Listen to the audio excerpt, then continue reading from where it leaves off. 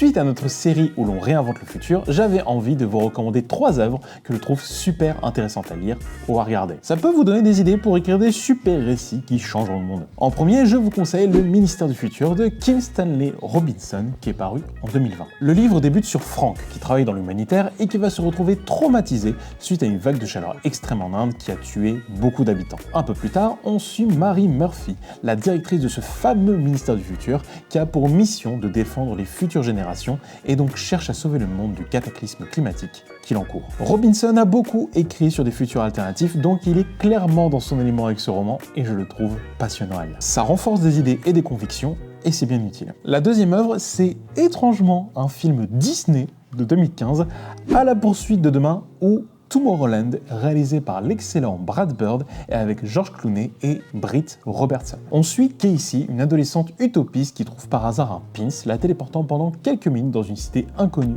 et futuriste, Tomorrowland. Subjuguée, elle part à sa recherche et va trouver l'aide de Frank, un inventeur de génie qui a quitté Tomorrowland. Ça a été malheureusement un échec total au box-office, mais j'aime beaucoup ce film. C'est très audacieux de la part de Disney d'oser sortir un film comme ça, résolument différent et opposé à toute la vague dystopique et post-apo qu'on avait à l'époque. C'est vivant, coloré, visuellement riche en idées, et surtout, il impose des thèmes forts sur le refus de la dystopie et du désespoir.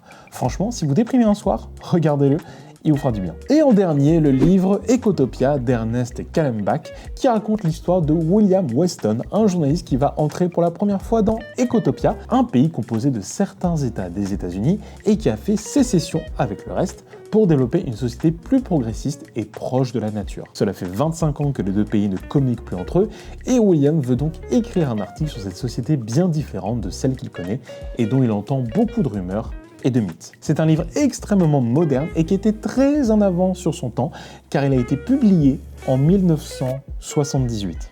Quand même, ça parle de dérèglement climatique, de vie en communauté, du respect du vivant et de la nature, du refus des énergies fossiles, d'éco-construction et de la mise en place d'un système de santé universel. Bref, on s'attend pas à ça pour un livre aussi vieux que le premier Star Wars. C'est un livre assez fondateur de la science-fiction plus optimiste, dite solarpunk, en opposition avec des dystopies type cyberpunk. Et je ne peux que vous conseiller de vous pencher sur ce genre d'œuvre peu connu, mais essentiel. Si vous en avez d'autres à nous conseiller, n'hésitez pas à nous les partager en commentaire.